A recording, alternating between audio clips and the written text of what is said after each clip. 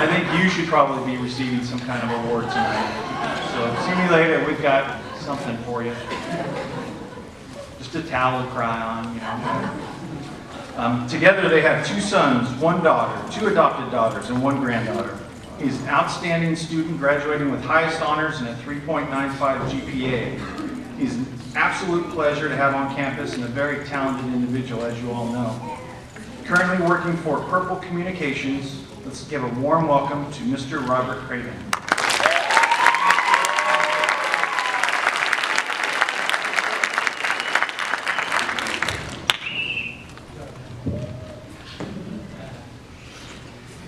Family, friends, colleagues, faculty, fellow graduates. Here we are at the threshold of the next phase of our professional lives.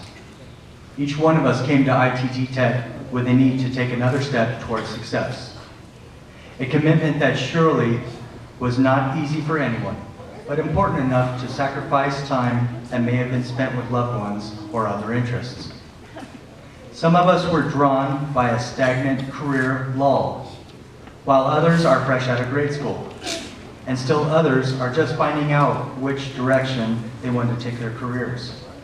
I personally know of one man who has been spending the last 16 years trying to earn his degree and the right to call himself a networking professional.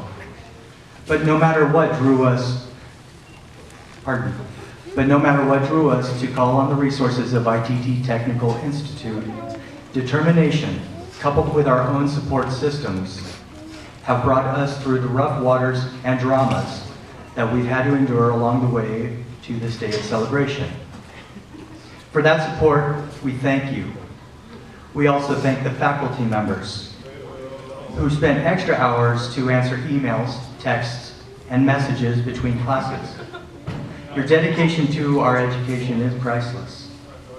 I would like to take this opportunity to recognize a few of these wonderful people. Professor Jamison, you, sir, are the perfect balance of personality, professionalism, knowledge, and compassion. Your lectures and presentations were always concise and to the point, yet you still managed to present them in such ways that kept us intrigued and attentive. You managed us with humor and real-world scenarios that kept the material engaging while still affording time for questions. Thank you for everything you have opened our eyes to. It's no wonder you are favorite here on campus. Sunny Wynn. That's right. At first, many of us may have felt concerned that your heavy accent would have been a barrier, but your showmanship and love that you have for mathematics, along with step-by-step explanations of various formula, ensured that your promise would be kept. The promise that if we came to every class, we would learn what we needed to not only pass, but pass with flying colors, as long as we remember to fuck your answer. Professor Erin Hill.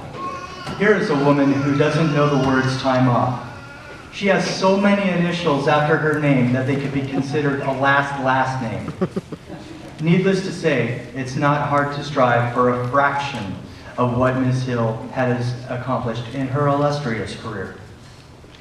Alice Anderson and Lori Fox. Thank you for inspiring our creativity to flow while still offering guidance along our journeys into composition. It was nice to be reminded that we can still be artistic with our words as long as context was maintained. Mr. Wayne Harding, our man on the front lines. He takes the brunt of technical inquiries from students, whether it's laptops not connecting to the network, printers going offline, or complaints about online resources. Wayne handles his business with a positive attitude and offers service with a smile. Not only this, but he also afforded myself many opportunities to volunteer time as an assistant on campus. Thank you, buddy. Vicki Fennell and Sophie Pace Avellaneda, the dynamic duo of the faculty office. Always there to keep things organized and advice when we are not certain what direction to take. Brett Stamer, a dean who appreciates and encourages honest appraisals of situations. He has been encouraging to no end. Dale Marriott, for making bow ties look good. Viva la resistance. And to everyone else in the faculty, administration, and career services who worked so hard to keep things moving as smooth as possible so that we could focus on our studies with minimal administrative interruptions, we thank you. Next for me personally would be my mother Patty and my daughter Dawn. The last year and a half returned both of these family members to me. We've seen a lot of things play out over that time, and many blessings have been shared, including the arrival of my first granddaughter, Azrael. I treasure you with all of my heart. That's my girl.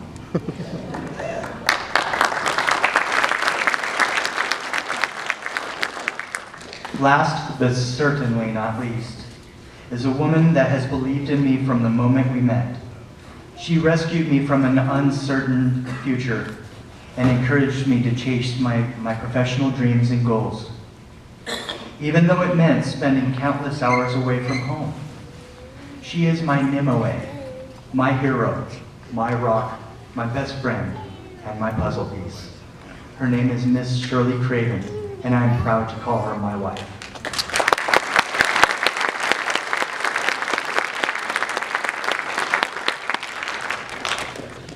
As I open the speech, I mentioned that we are at the next phase.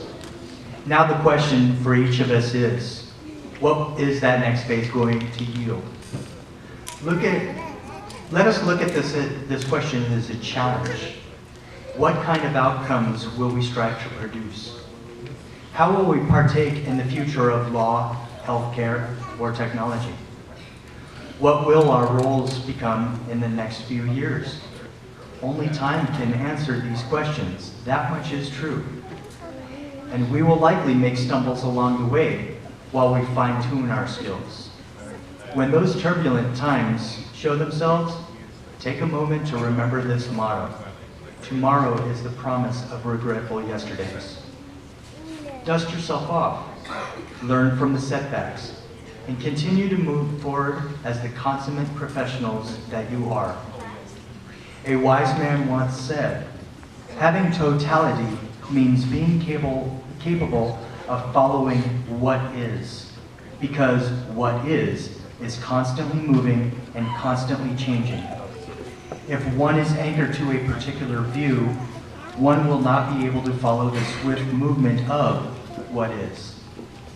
The same man also instructed, if you always put limits on everything you do, physical or anything else, it will spread into your work and into your life.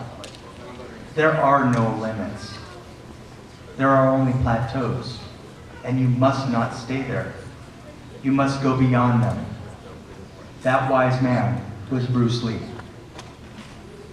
So as we venture out into the world, let us keep these proverbs in mind. For if we build our futures only on what has been taught, without creativity or willingness to grow, adapt, and experiment, then our stations in life will become obsolete. Strive to be innovative. This attitude can break the barriers of what is and what can be. I will reflect on my time spent at ITT Tech with a smile.